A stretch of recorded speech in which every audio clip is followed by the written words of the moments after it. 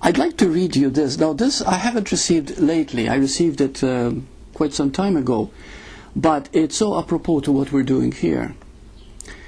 Dear Burt, if it's the being, I'm reading it slow so that you absorb it, okay? If it's the being that experiences, who is judging things as good, bad, like, dislike? Is being in the background watching the human play, to play this out, or the human even there? Or is the human even there? If being is conscious, then where is the human? If it feels like it's the human looking out of those eyes and interpreting everything, I know that Adyashanti said that we're looking for God through his eyes. Again, where is the human? Being is that which senses. Is it being that smells the roses, hears the birds? It feels like the human is always giving its opinions too. So let's hear some of your feelings here. Okay? Did you understand her question? Mm-hmm. Okay. Did you? Mm-hmm. Oh, okay. It's all being. It's all being, isn't it? So where's the human then? It's all encompassing. Isn't there somewhere? Hmm?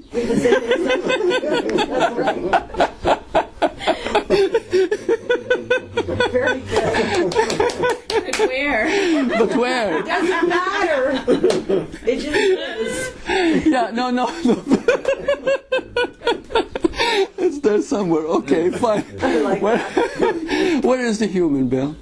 Where is the human? Yeah. No, seriously. Point to it, please.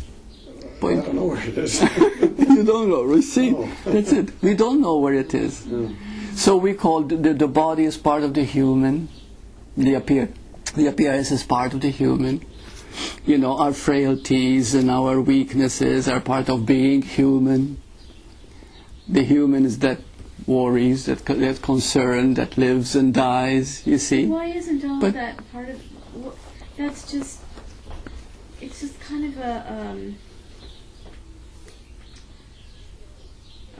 like you would... Like the being... It's all being, though. It's all being, isn't it? Even the crazy bits. And yes. And the so when somebody... insane bits. When somebody says, I don't like you, is it the being doing that or the human part?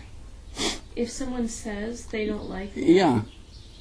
well, that's... Where does it come from? Well, they might think that they're saying it as the small self, but in reality, they're just mouthing what's, something that's coming my way, and they're just a messenger. Yeah. So. You see, we are a memory. What is called human is a memory, and it gathers information. Just like when you go shopping, you have a big bag, and you put this in there, put that there. You have a shopping bag, and you fill it up with stuff. Well, that's what we are like. As we grow up, we have a so-called individual with a name called Burt, and then you put a lot in that package. You see, and as you grow up, you begin to think you are that package. And you begin to express through that package. Now, if a person presents something that doesn't go with the package, you say, oh, I don't like it. You see? But they're not doing it. The liking and disliking is not even done by the person at all. It is done by their memory. It's all a happening, you see? So you are free. In reality, you are free. And that's why it's so beautiful when you ask, who am I? And you don't know. And because you begin to see with that, you're empty of everything. How glorious that is. Everything that happens to you, a thought, an emotion, an experience, is just a happening. You are. Yeah. It's not... there's a mechanism that wants to keep us... keep the duality alive for recognition. That's right. And that That's mechanism could be called human. It really is non-existent, but it's set out, empowered by the being to let us survive. And out of that survival, we draw all this stuff to us. Mm-hmm. Mm-hmm. Now you could call that human, and in a way, it is beautiful. Very beautiful. And it is unique. And It's a mystery actually when you look at human, which we have taken for granted and it's so limited, yet in itself is part of the mystery, because the human is built up two things, survival and adaptation. But who gave it that? Where did it come from?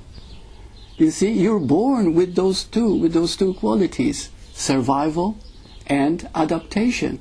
You adapt to whatever environment you're brought up in the slums or brought up as royalty.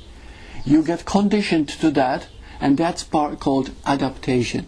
But where did that come from? so it seems, Yeah. I see a circle here, Yeah. because it seems like that, the beauty of that adaptation, the ability to smell a rose and say, Mm-hmm. is transcended, if you want to call it that, by the pure being of that energy. But yet, if you know that energy, then you can also enjoy the rose of So there isn't a separation of no rose and just energy. It's the mystery coming together, those two. That's right. That's It's right. a tool. That's beautiful. Yes. A Yes. tool of manifestation. Yeah. We have tools. We can utilize these tools to manifest. What are those tools? What we're just talking about. Yeah. I mean, we Thought. The slightest thought manifests. yeah, anything that we focus on. So Anything that you focus on. survival, anything to do with survival. Yes, anything yes. to do with it's just tools of manifestation. We can either use them or not use them. But as we get refined, just a thought. And it But we're manifests. always using them though. We don't even. Sometimes we don't have. Well, we don't have to do anything. Yeah. At any time. Yeah. But Yeah.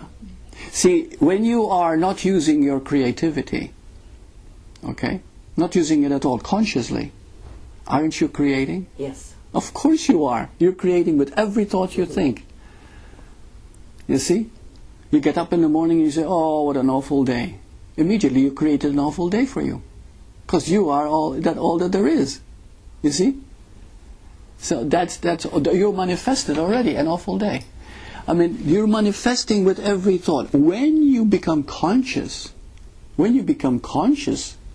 now that's a different matter altogether.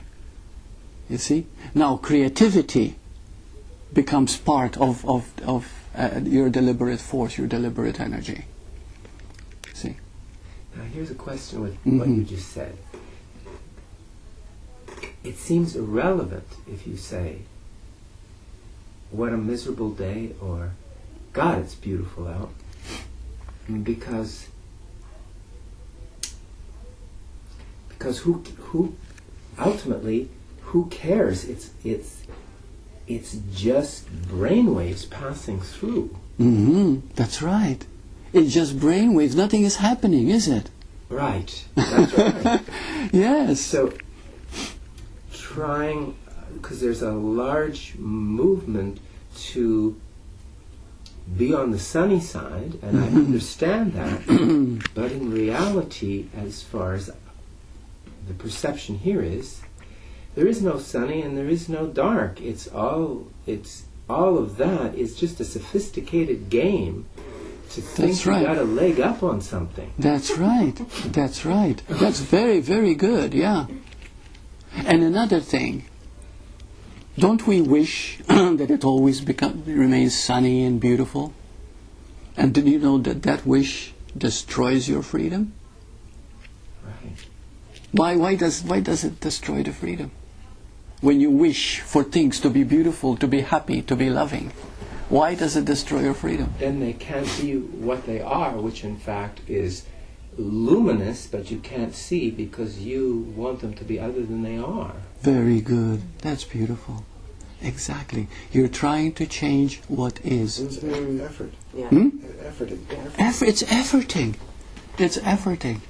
So every time you wish something to be this way or that way, you are creating, quote, problems. This is called bondage.